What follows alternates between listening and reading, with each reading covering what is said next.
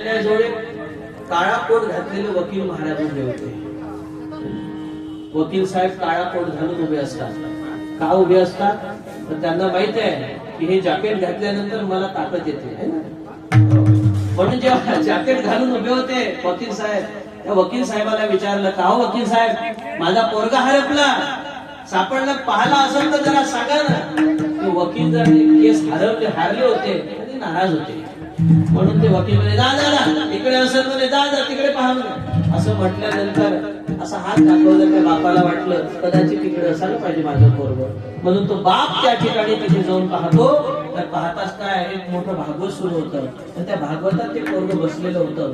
भागवत आटोपलं आणि ते पोरगं जसं बाहेर आलं तसं त्या ठिकाणी त्या बापाने त्या पोराला पाहिलं. आणि पाहताच क्षणी त्या पोराला मात्र आपल्या हृदयाला घट्ट मिठी मारली.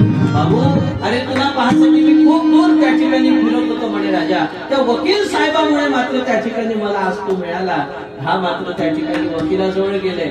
हा बाप आणि वकील साहेबाला म्हणते, साहेब तुम्ही फक्त असा हात दाखवला तर माझं पोरगं भेटलं. वकिलाने काय खरंच सांगितलं होतं?